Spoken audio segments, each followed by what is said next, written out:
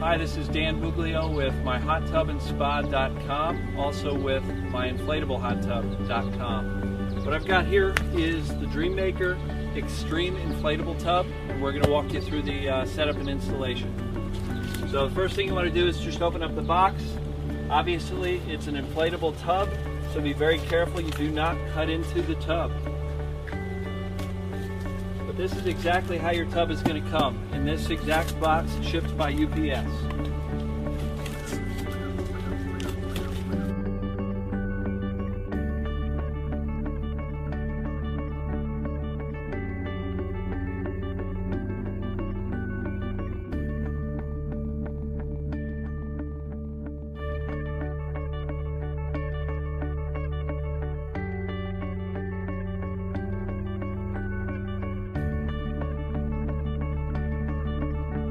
Plug it into a standard 110 outlet, and there is a test button. The test should have that red light go out, and then there's a reset which you push and hold, and it should light back up.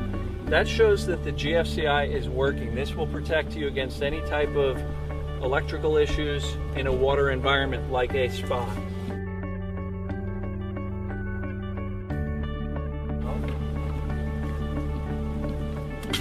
Make the attachment there.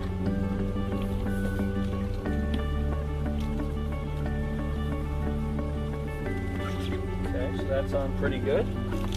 Steps were to connect the hose to the valve right up near the control panel, and then you get this, there's a little tiny piece that goes on the end of the hose. Looks like you plug that in, and down here you've got to take the very little top part off so that this plugs in to the air valve. At this point they're suggesting we push the bubble button, which starts up the pump, and it starts inflating the tub actually.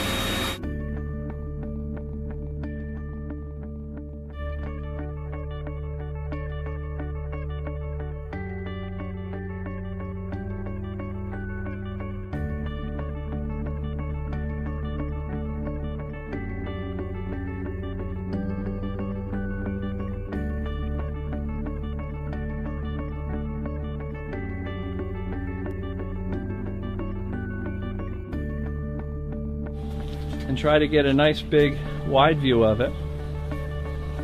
It's not a bad looking little tub. It's a nice green and not too bad. We'll be playing with this a little bit more as we fill it up and get those jets going. But that's a first view of it, and as you see, it only took a couple of minutes to pull it out of the box, plug in the couple of connectors, and fill it up.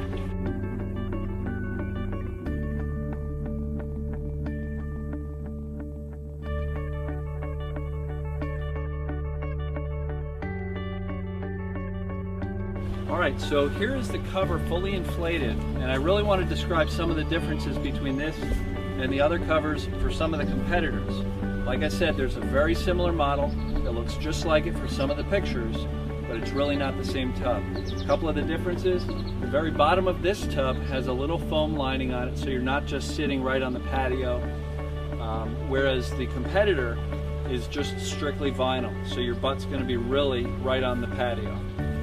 The other main difference is this one's got the inflatable cover, which, as you can see, it's got a nice little arc to it, which means rainwater is going to run off of it instead of pool on it. If you can imagine a cover, vinyl, one layer, full of water, it's going to be very difficult to get that cover out or off without the dirty rainwater on top spilling into your nice clean water in the tub. So the other thing to note is that on the side of this cover, there's actually a bladder here inside, which is going to fit within the rim of the actual tub. And then the zipper attaches to keep it on safely so it doesn't blow away. So we're going to slide it up and on here, and you'll see it fits fairly well. But then it's really just a matter of lining up the zippers, zipping it down, then you've got this nice cover on top to keep the rainwater out of it. Okay, so at this point what I'm going to show you is the bubble action. And as you see, it's not true jets like a real expensive hot tub, so there's no jets around the outside perimeter of the tub, but you've got quite a lot of bubbles that are happening all around the perimeter, and those things bubble from the bottom. So if you are leaning against the side, you're going to get quite a lot of hydrotherapy and bubble massage. from those bubbles.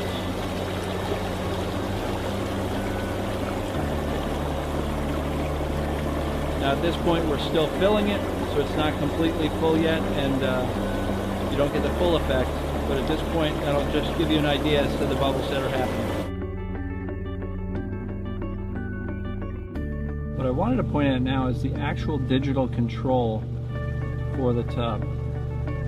The very top right button is the bubble button, and that is what activates the jets and the bubbles in the tub. Directly below is a filter button. All of these are very well explained in the owner's manual, and below that is a heater button. Over here on the left-hand side you've got your temperature. Now you push the temperature button and it flashes. It gives you the number. Right now it's set to 100. You can go up to 104 and that's where it stops, or as low as 40 degrees or so. I think since it's so hot out here, I'm probably going to cap this off at around 90, let's say 98 degrees, and leave it at that point.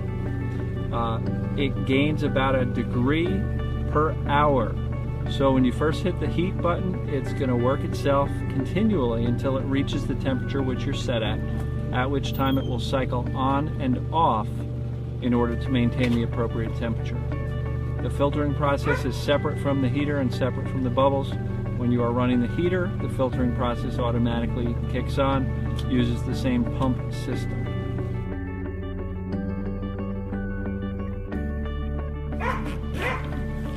Pretty much just zipper it up all the way around. As you see, it's not the type of thing where you've got to fight with it too much.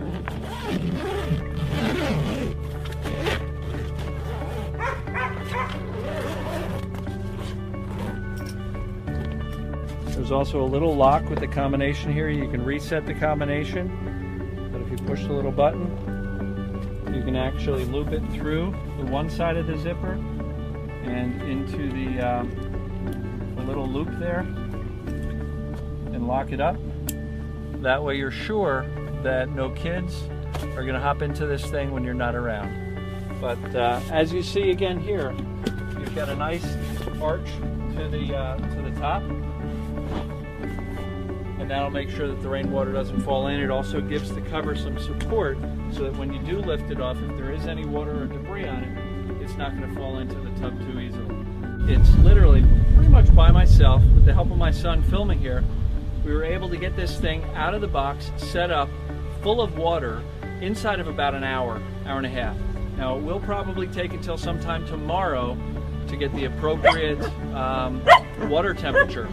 But at this point, you know, you're looking at setup within about an hour's time once you know what you're doing. Thanks very much, and I hope you really enjoy your spa.